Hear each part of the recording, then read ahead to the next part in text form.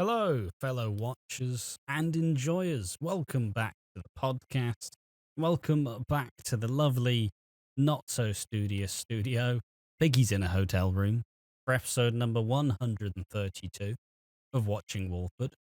This is week 28 of 2025, and all the episodes from the 9th of July all the way to the 11th.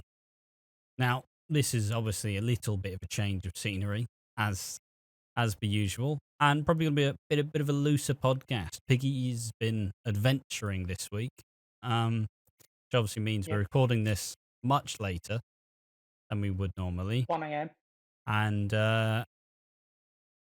and just yeah, it's a bit, so might be a little bit all over the place, but we don't really have too many topics this week, just because it's I don't know, it was a weirdly like smaller, minute kind of week where you had Harry and Ravi like beginning this feud, and we're getting to see, who Ravi may become under this new version of the show, and we have Lauren and Peter show again, which is my favorite bit because once again I do occasionally like to look at the Reddit and see what people are talking about, and people are once again still being like, "I'm so glad the block storytelling's gone."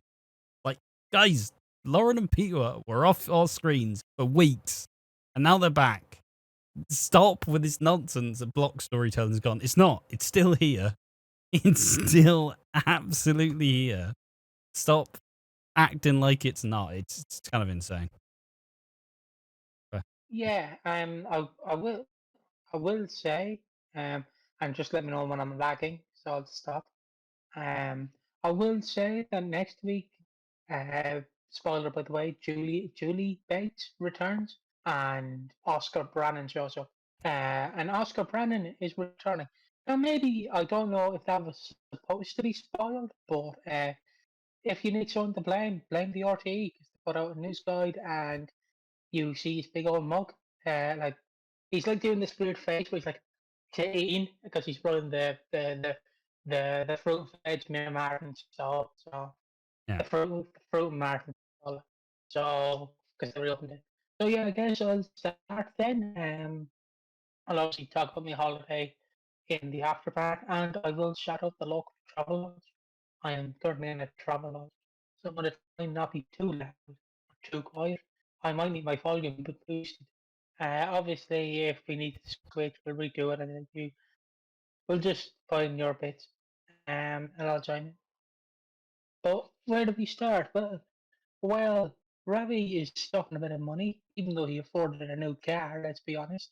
Don't know how you can be stuck for money if you can afford a new car, Yeah, I but he will has. say it's kind of wild that like the Panasars are suddenly really struggling for money. And judging like the Panasars, they own the private GP surgery, which obviously it's private surgery.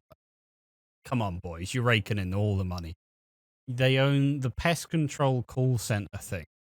They own Walford East and a litany of chicken shops that they're all money laundering through. Bernie takes about 40K, and they're all like, "Oh my god, it's like we've been shot." Hypothetically, it's like we've been shot with a gun. It's like, guys, you're supposed to be rich as fuck. What do you mean? Like, what? Oh no, 40K. What are we gonna do? Ravi just bought a brand new BM, like a Beamer. Like, what the fuck do you mean? Ah, 40K. What are we gonna do with it? You had like an elaborate wedding at New Year. You mad bastard. Like, it's kind of wild. And like, I've seen some stuff as well, and obviously this will veer towards the spoilers. But they mentioned how, so obviously it was pretty heavily mentioned that Kat's getting the Vic, right? And we always Yeah, wondered how she was going to get the money. And she wins in a lotto. it's now been explained that Stacy is going to get a 100K from a scratch card, and that's how she's gonna help pay for the Vic. Like, what fucking? It's like whenever they had problems that was related to Phil, where it's like, "Ah, Phil, we need another 50K for you to stump up." It's like fucking, you know, like I don't know. It's just that like magic money tree in soap where it's just nonsense. It's just absolute fucking nonsense. Sick of it. Sick of them deciding, hey, we need more money. Like maybe if Stacey was like an avid like lotto like scratch card winner, sure, obviously it's like a bit of minor nonsense, but like if she actually would occasionally mention it, you go, oh, that makes sense. Nah, she's just gonna do it on a whim and she's gonna fucking be rich. And it's like, come on, guys, be a bit more creative than that. But also just to bring him up, the Undertaker wants to get that 100k. Yeah, like I doubt Like, she's I doubt the guy behind the counter at the Minute Martin's like dealing out the 100k, is he? Like, yeah, the Palace can't afford it clearly. yeah. Um, but but also like it's just like, oh, we need something that by the way quick later. Just go to the lotto. Just go to the lotto. Oh, I'm trying not to bloody bark and top my phone. So I don't know what's being put on myself. Um, so continuing on, one day Ravi again, they're stuck for money, even though he just bought a brand new Beamer. Um, he brought a brand new, after that, he bought a brand Beamer, and I think, in the instance that Bernie had stolen 40k out of the bank account, I'll just You are what's the word I'm looking lagging for? out. I'll just ah Even your camera's lagged out.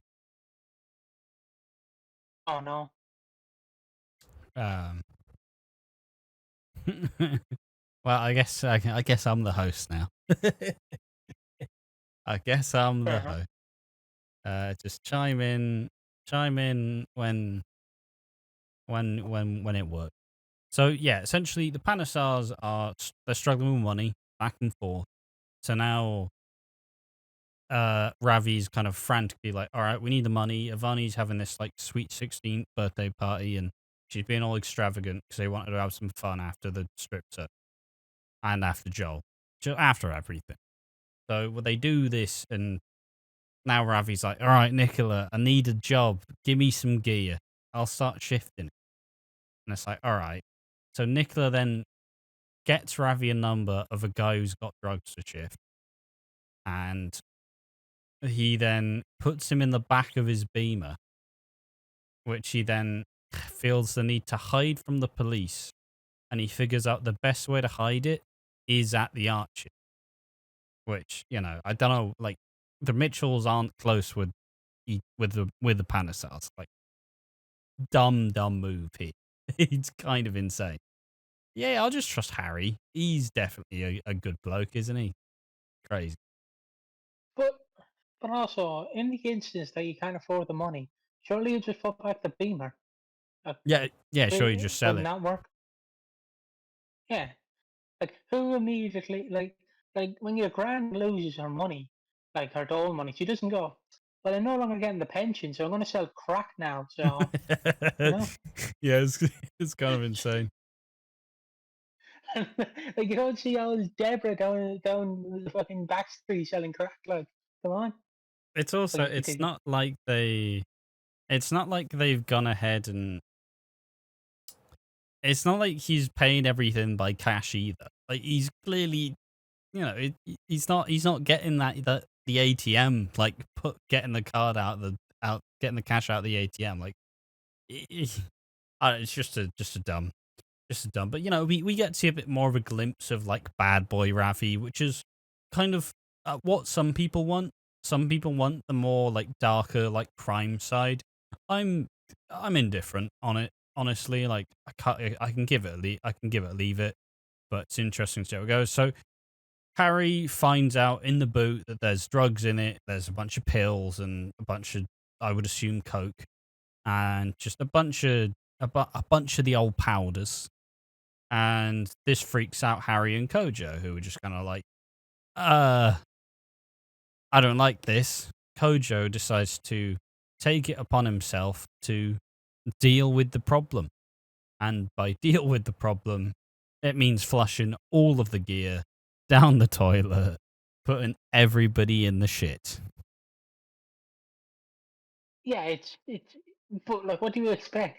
Because like he is autistic, and clearly the first thing that will go through your mind is there's cocaine here. I don't want my guest mate getting in trouble, so I'm just gonna flush it on the shitter. Yeah, So yeah, like it. He is doing what he believes to be right, which makes sense.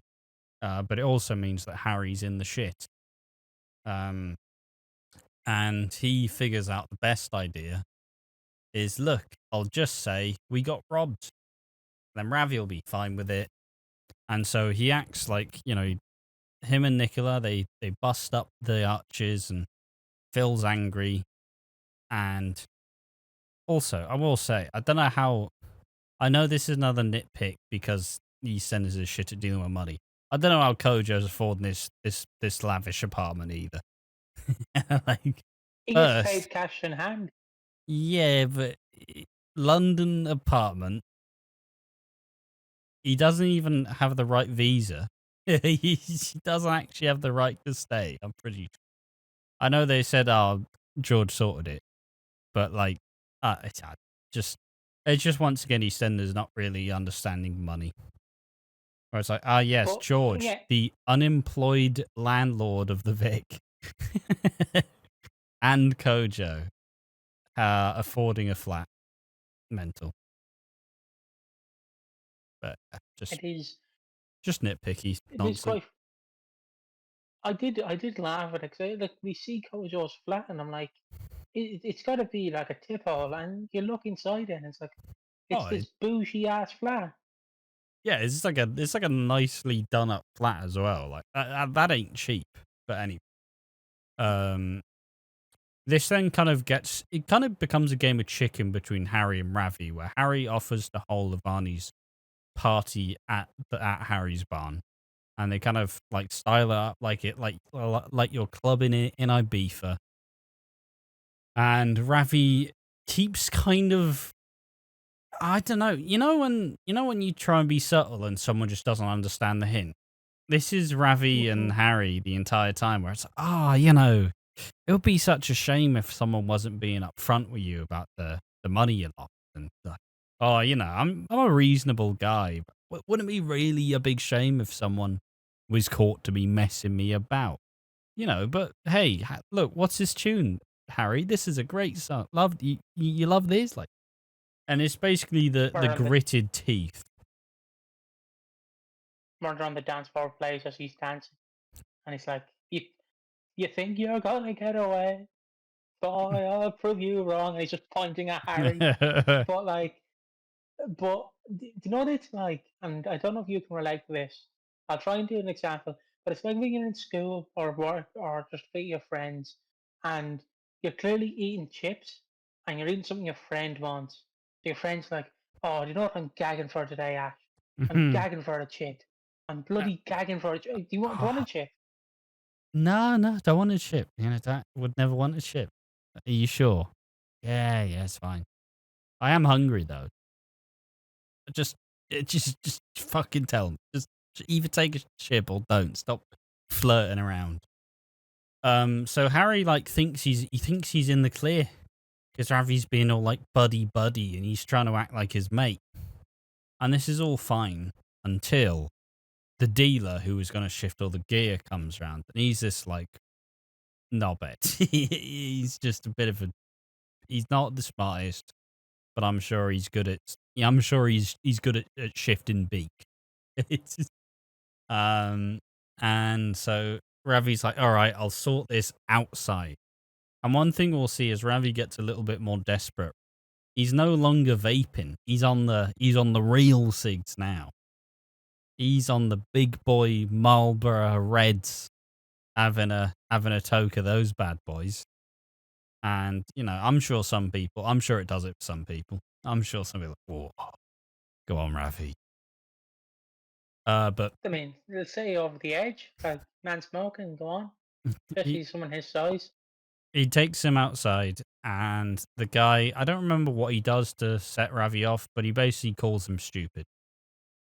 And then Ravi just twats him one, punches him in the face, and essentially says, "Look, Harry, I know you got rid of the gear. you work for me now. And, you know, scary bad boy. I also think, oh no, what the guy said is you ain't Nish. And then obviously Ravi's like, smash! Twats him one. And then, you know, now Harry is indebted to Ravi. It's going to be interesting to see how they do the kind of more criminal side of it. Because it has been missing for a while. I'm both excited and nervous at the same time. See, I don't think this really works because you put your car in his garage, right, or garage, like Nigel Farage is not called Nigel Farage. I still stand by he should be called that. But he parks his car in his garage, and then it's like, it's your fault the gear's garage. Like, no, you could have just parked it somewhere else, lad. It, it's like if I took a shit in your toilet, I clogged it, and you went, you work for the plumbers now. No, I don't. I don't. What do you want about? But it's I don't know. But like I still am expecting Kojo might die. I'm like it's lingering in my head. Yeah, it's kind of it's a bit of a scary one, but like all in all, it's interesting to see this aspect of Ravi. Like, you know, a lot of people do miss the sort of prime EastEnders, as I've been pretty vocal by saying. I'm not too inclined either way. Like, I appreciate that it's there sometimes, but like, do I want the whole show to be dominated by it? No, not really. But you know, for a decent showing, I'll take it. Be interesting to see. I mean, be interesting to see like a new gear of what Ravi is actually going to do, because so far he's just been fairly underwhelming, and he's never really kind of gone that extra bit further to become an intriguing character. Like, it's a decent template, but it's not really been fleshed out so far. So yeah, it'd be interesting to see, you know, where they go for this. But yeah, I think that's that segment. I Um, just I just want to say, so I want people to know when you get your benefits by the government, because Keir Starmer is secretly a red coat in a blue party, just go sell some gear, lads. You'll be fine. Ravi done it. You can do it. Go ahead. You know, just been caught pip. I'll fucking go sell some crack cocaine, some marijuana. You know, it'll be grand. I mean, we've always wondered why Granny's been rocking some new Gucci shades. So she's just been selling some beak. You walk into your granny's house and it's suddenly like a mansion inside, but it's still like a two-story terrace. Just like, what have you done, Gran? You know the pension's been hard. They cut our fuel allowance. They cut the heating. It's like, oh no, grand. But yeah, it's kind of I Pulls suppose. out a massive split. Yeah, next topic. This one's probably going to be short, honestly, because this one is just we're back. We're back again. What block storytelling, guys? You know, don't forget about it. Don't act like it's not here. So Peter and Lauren go through the cycle again. Except we kind of lean forward. Peter's still angry at Lauren for potentially doing something with Zach, but he doesn't really know, so he's kind of trying to move past it, but he's also still caught in his feelings, like, I fucking hate you, Lauren. Screw you. Just just stop being a bitch. Just stop being a prick, Peter. And then, you know, the Jimmy won't settle, and he manages to be taking him around the route of the square. And what you have is Jay singing, I forgot whether it was Busted or McFly. It was one of them. It was one of those bands. And suddenly the music made Jimmy settle. Like, all right. So Pete then decides time to learn to play guitar and or sing. In order On to the finger of minor. no one can take that out of context. I shouldn't have said that out loud in the travel lodge. No. I'm gonna get a Yeah. complaint next door tomorrow. But You've been fingering minors. stop it. But it kind of, and so then then Lauren is like kind of happy with Peter. Peter's happy with Lauren, but then I don't even know what escalates. I think it's basically just Cindy essentially saying, "Hey, well, I seen her kissing Zach, dickhead. She's a cheater, isn't she? Look at this Lauren. She's a cheat." It's like, Cindy, do you fucking mind? Like, goddamn. Can I just say it's gonna be funny, like Jimmy, like when he's 10 years old, calling busted. He's been to the year 3000. He's seen his great granddaughter. It's pretty Yeah, funny. But exactly.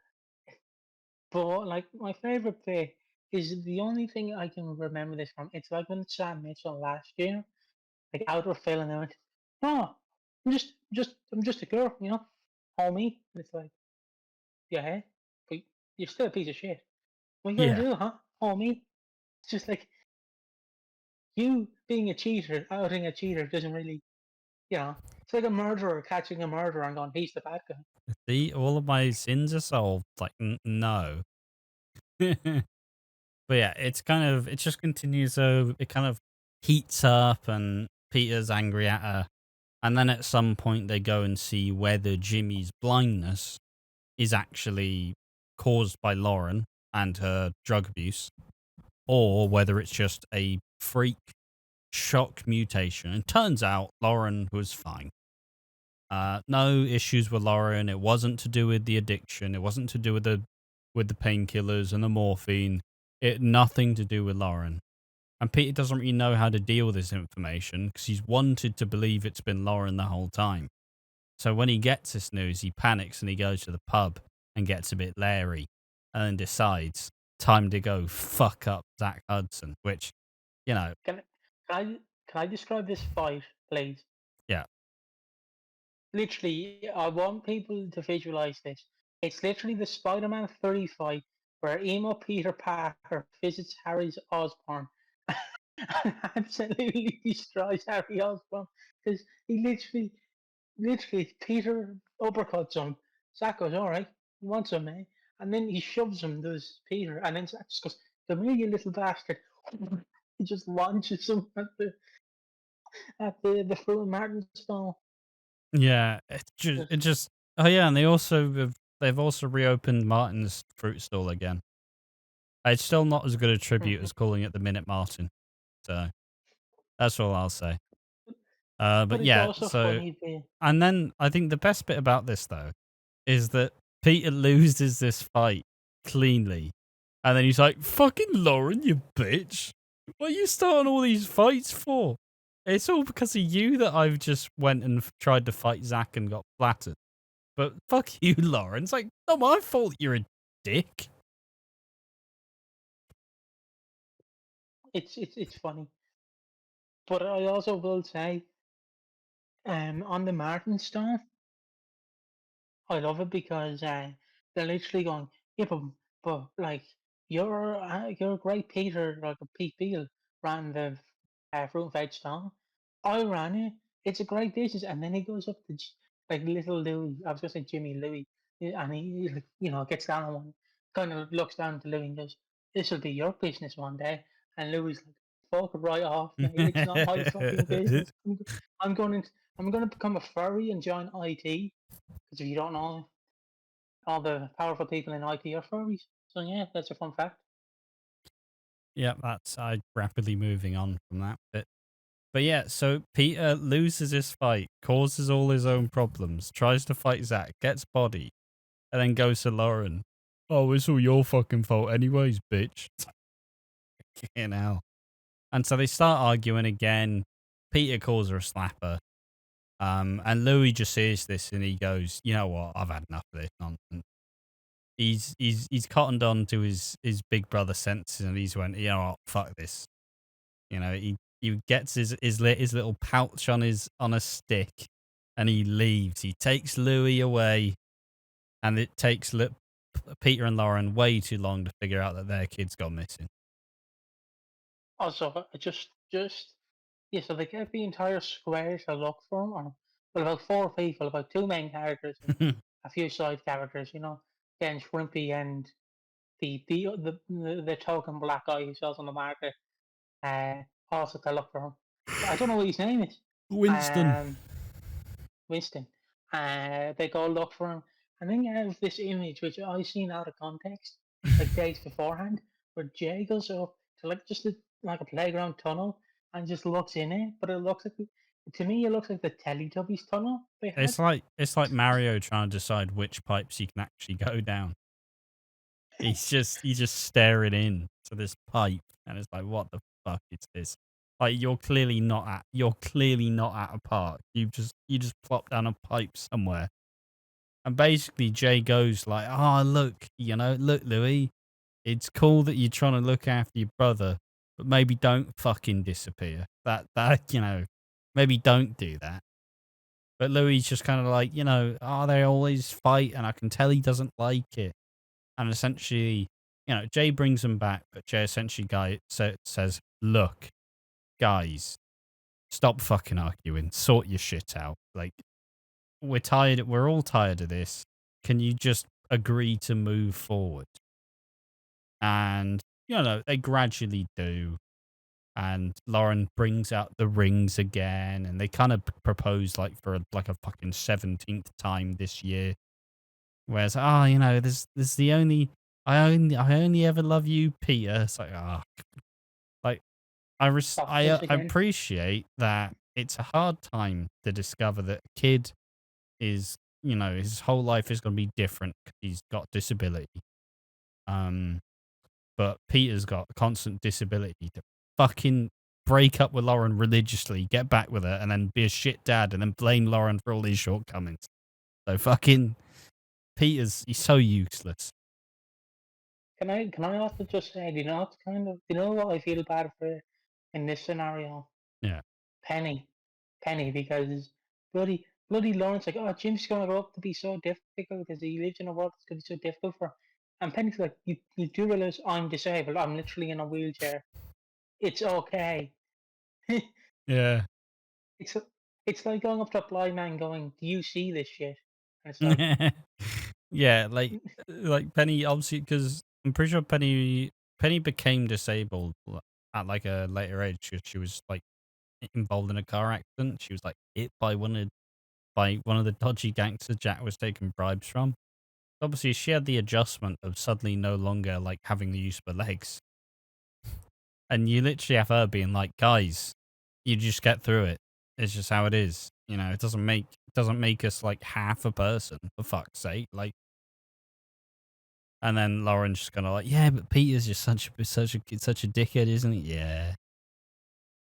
Um. good old So Peter.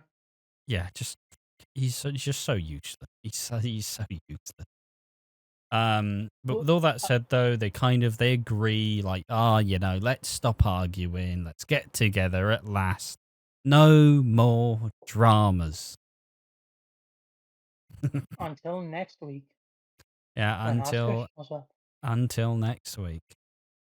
But yeah, I suppose just general final thoughts on the week, or just any more on the Pete stuff.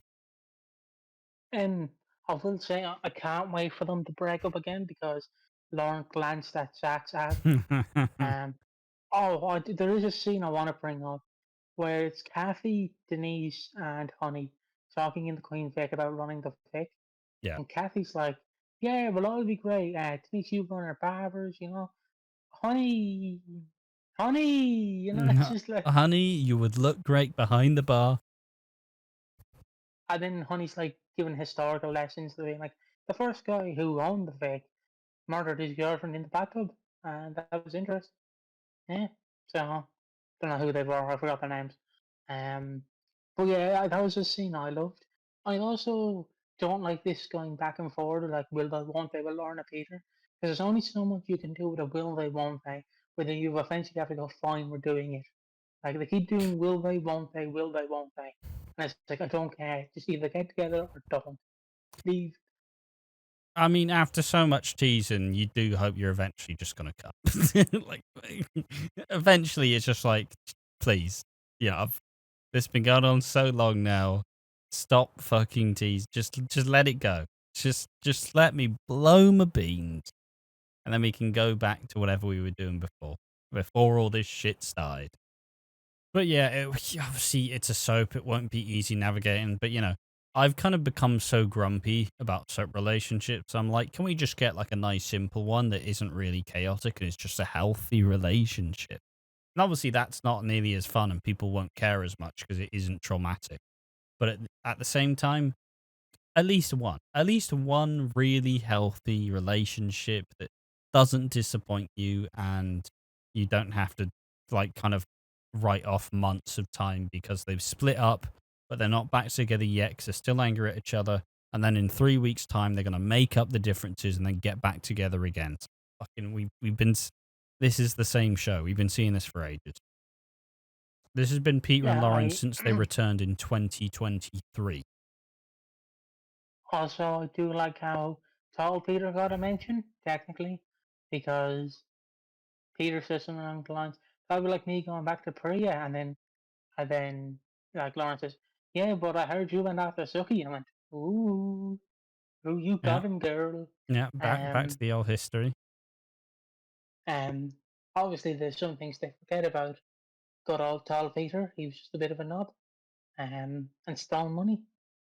But Yeah, I sort of enjoyed the week. I didn't really, because I didn't really watch Tuesday's episode or Wednesday's part two, the start of it, because I was browsing the channels on the travel lodge and it popped up.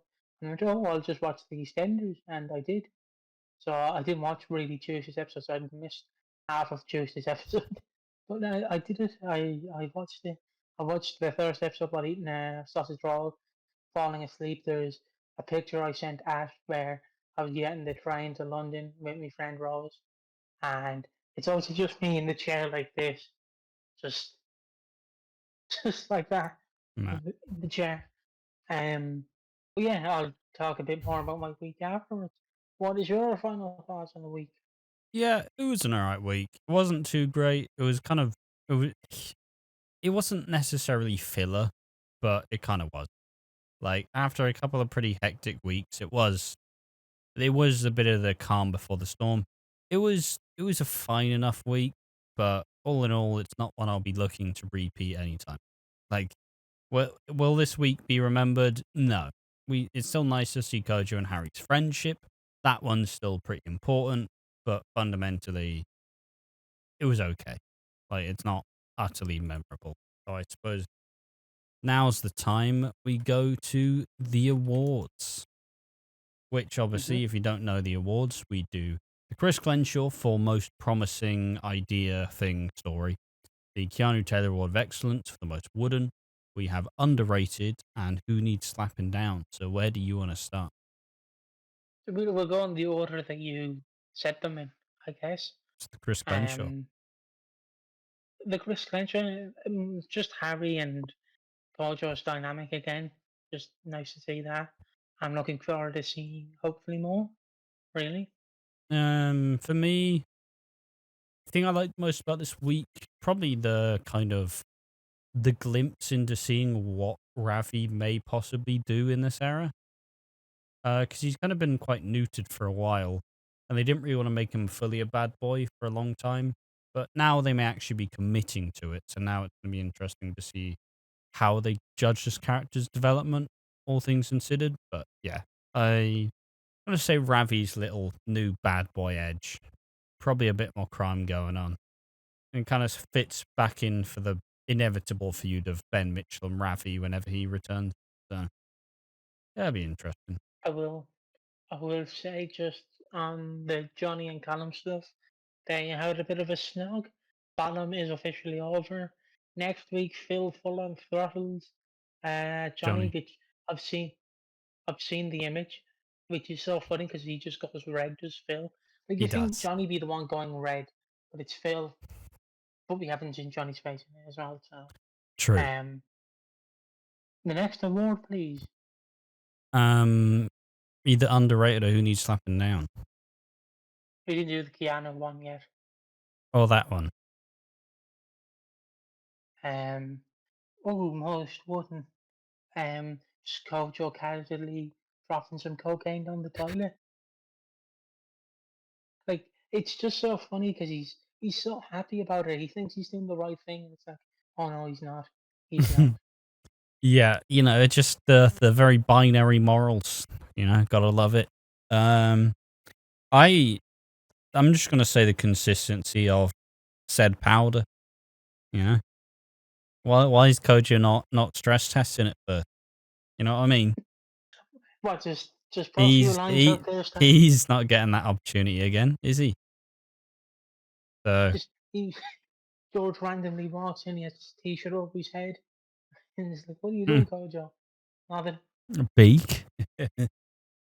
um, all right, underrated. I'm gonna give that to just a little bit of fun of Harry and Nicola just busting up the fucking archers for fun. I will say, I'm just going to go for the image of Jay being crouched under the tunnel because that's the Staring only image into a memorized. glory hole. Me at the club. Um, and overrated, isn't that it? Or no, it's who's needs slapping down. Who needs slapping now? Uh, oh god, Ravi, because you could just sell the Beamer. Yeah, and just generally the Panasar's like ridiculous financial crisis, which is like, how bad are you guys at money? Like, I understand that most of the properties have gone to Avani and Nugget, so maybe they don't have the best cash flow, but like, you are supposed to be the like affluent new kind of pseudo criminal empire. And you're just not being that. You lost 40K and you're acting like you lost 250. So kind of crazy. But Do we know how much niche? Do we know how much niche left in the will? I mean, I don't know. I don't think he left a number on it, but Because he's got to be breaking in some of them rule now before he died. Ash pill popping live on camera. no, That's his tablets. I was just gonna not show me, but he brings attention to it. I think Yeah. now time for the after show though. Honestly, I don't have too much for this. Must just be you talking about your travels. Oh yeah, I'm not going to say the location I'm in, but because all the fans will come up and see us. Don't want that hassle really. But and just let me know when I'm cutting out. Um, I went to the Wax Museum or Madame Tussauds as it's called, and Jesus Christ, like my friend Rose done his knee in like a few weeks ago, and you think, oh, there'll be more accessibility here because the Wax Museum generating arguably thousands upon thousands a month. Yeah. You'd have to argue. Um, and it's just he had to walk up so many stairs, and it's like he has a bad knee, Hmm. but like it was just so you'd have to kind of walk up some stairs, then go down some stairs, and walk up some stairs, and it's like, Jesus, and especially with 32 degrees out. Oh Jesus, you were like a pig in a barbecue. But did meet some celebrity figures. Met Dwayne Johnson, uh, Leonardo DiCaprio, whatever his name is. Uh, My favorite bit is when people go to Madame Tussauds and they proceed to take pictures with a statue, then act like they actually met them. That's my favorite subsection of like losers who do that. I don't do it. I just take the photos and I'm like, I met him, but I'm at the wax. Um, I met James Bond technically, all five of them, even the wife abuser, Sean Connery. Um, I specifically wanted a photo with Sean Connery. Met William Shakespeare. That was interesting. They had a section for the Prime Minister, and you're going, oh, it must be, what was the new guy called? Starmer. Uh, Starmer, Oh, it's going to be Keir Starmer. No, it's Winston Churchill. And I I mean, got a yeah, photo it's where it just looks like, tourism bait, isn't it? and then there's like pop stars. There's presidents, but the only president there is Barack Obama, which is I don't know why he's there, not Trump. I understand for probably I mean, reasons, I but expected there to be like Abraham Lincoln. I'd expect them to be there, at least be George Bush or something. Like you know, and then they had like Elton John, they had David Bowie, all sorts of stuff. And then we went to the Chambers of Horrors, and I was expecting like Freddy, Jason, Michael Myers, Art the Clown, well, maybe not Art, but Boris and just Karloff's Frankenstein. um, it was just all these UK serial killer myths and Jack the Ripper, Oh. which the Jack the Ripper theory is funny in my eyes because there's a subsection on Reddit who believe that the Jack the Ripper was Gandhi. There you go. Because it's the most funny reason. The reason to believe this is when all the murders happened, Gandhi was suspiciously in the country, and then when all the murders didn't happen, he wasn't in the country. Yeah, great one. So, so, so there you go. There's a bit of history. Gandhi's possibly a murderer. Um, and it was all kinds of fun. The one thing I hate was when we were in the horror bit, the horror museum, like the horror section, and it's obviously scary because the atmosphere is supposed to be, oh shit, this is terrifying, Yeah. and then these people just run by us with flashlights on. I'm like, you're ruining the experience. You're You're supposed breaking to the go immersion. through there. Yeah, you're breaking the immersion. It's, you go through like, oh fuck, I'm gonna die. But no, they run through with like lights.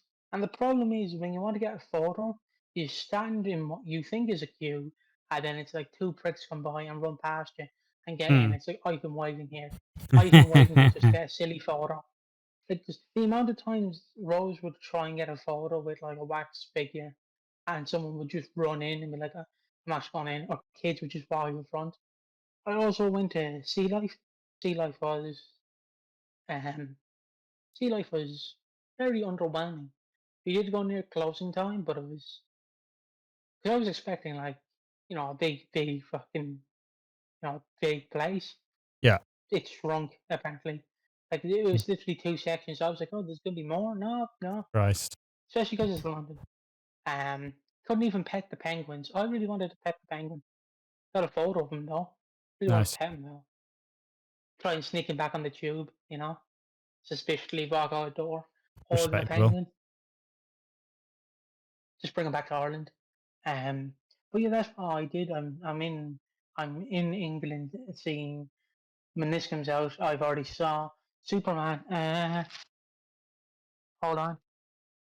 Uh, I'm not taking out the popcorn bucket part of it for crypto. Fucking hell. That's not Crypto bad, bit bad. honestly. He he has like sort of four feel to him, if that makes sense. Hmm. But it's you basically slap them onto this. So it's a popcorn bucket, basically. Yeah, fair enough. I'm getting another popcorn bucket, but I'm not paying for that one, thankfully. So yeah, Don't know why you collect popcorn buckets that you never use again. I don't know. It's just a weird collector's item. I am a collector of all sorts of media, I guess. Nah, true. Um, but yeah, I went to also see Superbad, and Superbad's a fantastic film. Um, that's the one with Bit of a stretch. okay, it's a decent film. It's good fun. Yes. Obviously, if you don't know, you should know the meme where it's like, why would it be between Muhammad and McLovin? Um, and the enjoy fucking Jules bit. But yeah, it was an alright movie. Um, obviously, I can't wait to see Superman and 40X though. And also, there was 40X at the Madame Tussauds. You see the Avengers. So No. yeah, there you go. That's all I really did. I'm Yeah, fair enough. sweating my tits off right now. Spending 33 degrees in London with Yeah, barely it's any another water is. another heat wave as well. So it has been a time. Um, not too Um, much, I not too won't. much to report personally for me. Been quite a chill week. Not really aim to do too much. So yeah, I'll let you continue. I want everyone to imagine the facial I gave Ash. Excuse me. Facial, the visual that I gave Ash where I was on the airplane over on Wednesday, and I said it's like Mr. Incredible in the credit car because I was literally like that Yeah. in a seat, and my knee absolutely killed me because I can't really manspread because there's obviously someone sitting beside you, so I have to kind of chuck my legs in, and then my Yeah. knee hurts. Yeah. But I don't recommend flying. If we could get like an Eurostar over to Ireland, which I know won't happen because you have to go across water, I would definitely do it. Yeah, I it'd would. probably make it more viable. I don't really feel like, I would be slightly more likely to do that. It's Yeah, better than 1%. flying is not that bad because it's only an hour. Like as I always say, is someone going to bomb the plane if it's going to London? You want to achieve higher, you know. Um, clip that contact if you want. But yeah, that's what I always say. I That's what I'd have to do. definitely well, I don't know, I'm bad at existing is the is the very simple case of it. If I need to be somewhere, I'm very bad at just living in the moment and not immediately just climbing up completely, so it's like, "Oh, you are now locked into this." Well, suddenly I'm gonna piss or shit myself or throw up or all 3, and it's like none of this ever happens, but that that that inner urge where it's like everything's gonna go wrong, it just unsettles me completely. Why I'm not really I don't really travel too much. It's just kind of like it's just an obviously if I traveled more it probably wouldn't be as bad, but simple case of things. I'm not very adventurous. But yeah, so I suppose do you have anything else you wanna Yeah. get through? No, just fuck this heat wave. I'm sweating. Yeah, And there is a bath in the bathroom, nice. and I should say, so I told